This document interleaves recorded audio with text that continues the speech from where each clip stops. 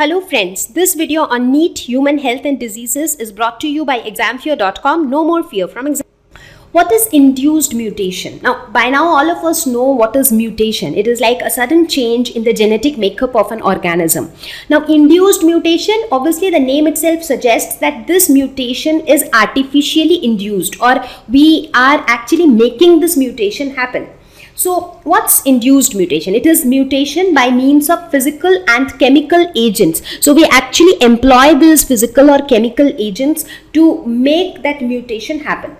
Now, the first question that would come to your mind is, why do we need to induce mutation when mutations also occur naturally? So there are naturally occurring mutations which are called spontaneous mutations, right? So these mutations happen on its own in nature. So when we have spontaneous mutations, why do we want induced mutations? So that's because the rate of spontaneous mutations is very slow.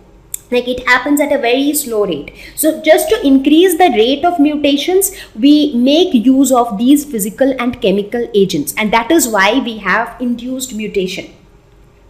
Now there are many advantages of induced mutations, like resistance to diseases. Now by induced mutation, we can actually come up with a variety of a particular crop which is already resistant to diseases. So as a result, what would happen? The yield would increase, because now when a particular crop variety is not resistant to diseases, then what happens? Because of some or the other disease, a lot of plants die, a huge amount of crop gets wasted, right? But in this case, when the crop varieties are resistant to diseases, then the overall yield of the crop also increases.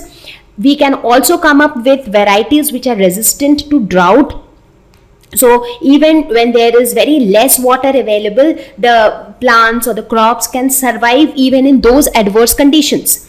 Overall improved crop plants are produced. That's because when we induce mutation, we make sure that only those type of mutations are induced which are desirable, which brings about a better characteristic in that particular plant, right? So the overall quality of the crop plants would also improve. So these are some of the advantages of induced mutation, because the induced mutation is basically under our control. We can decide what kind of plants do we want. We can decide which disease resistant do we want. So it's controlled by us basically.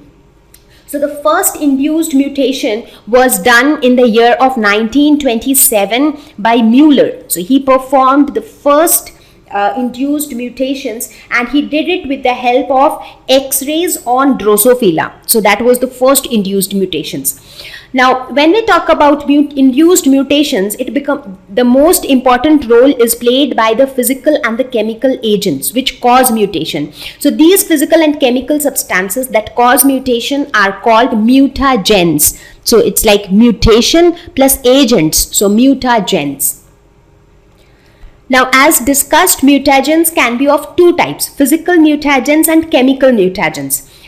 So physical mutagens, under this category comes all the radiations. So different radiations that induce changes in DNA and chromosomes, and that's how the genetic makeup of an organism changes. Now, some of the radiations are X-rays, ultraviolet rays, gamma rays. They are all examples of physical mutagens, because these rays have strong energy, so they have the power to bring about changes in the DNA and chromosomes, and that's how they cause mutations. Now, when we talk about chemical mutagens, we are talking about the chemicals which can cause mutations, which can bring changes in the DNA or chromosomes. So examples of such chemicals would be sodium azide, ethyl methane sulfonate. These are examples of chemical mutagens. Now, let us look at some of the examples of induced mutation. So we will look at some real life examples where induced mutation have been able to come up with a better variety of crop. So for example, X-ray treatment produced semi-dwarfism gene in rice.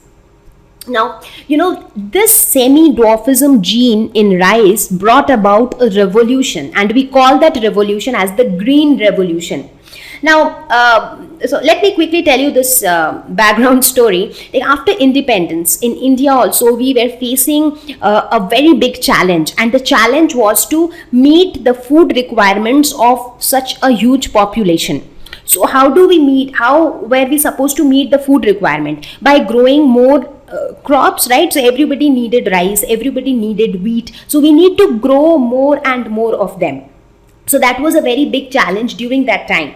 And during this period, what happened was, because of induced mutations, we were able to come up with semi-dwarf varieties of wheat and rice. And these semi-dwarf varieties were disease resistant, and they were like high yielding varieties. So because of these high yielding varieties, the yield of wheat and rice drastically increased in the 1960s, and this phase is called the Green Revolution, because it brought about a revolution by increasing the rice yield by such a high value.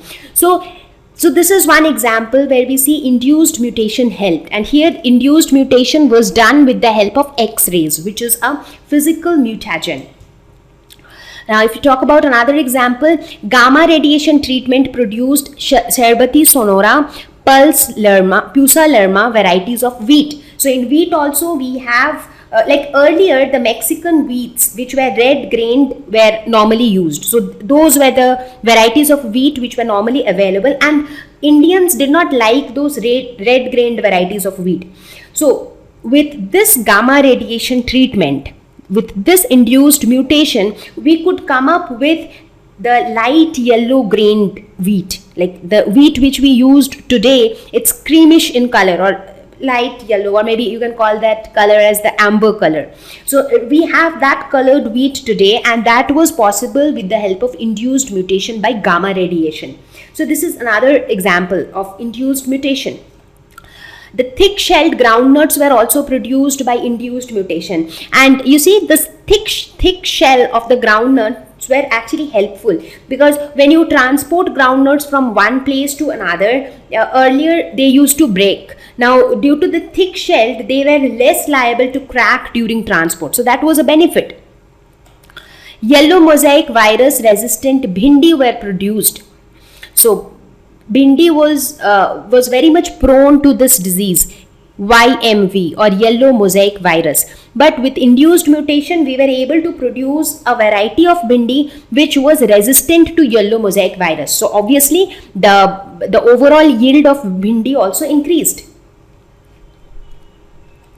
Disease resistant variety of moong bean were produced. Now moong bean is generally prone to diseases like yellow mosaic virus, powdery mildew. So with this disease resistant variety, so it was not attacked by diseases, and therefore the overall yield again increased. So these are just some of the examples where we see induced mutations helped to a very large extent. And use of induced mutations in plant breeding to develop improved varieties of plants is what we call as mutation breeding. So this is what is known as mutation breeding, because breeding means what? We select desired varieties of plants and then we breed them to get an improved variety. So that's breeding. Mutation breeding means while breeding plants, we induce mutations. We make use of induced mutations so that we come up with an improved variety, a disease resistant variety. So this process is known as mutation breeding. Thank you. Please visit examfear.com for free quality education. You can learn with a simple 4-step learning process wherein you can watch video lessons, you can ask your questions, you can refer notes, and you can take a free online test. We have content for class 6 to 12 on physics, chemistry, mathematics, and biology along with practical videos. So please subscribe to our channel for daily updates. Thank you.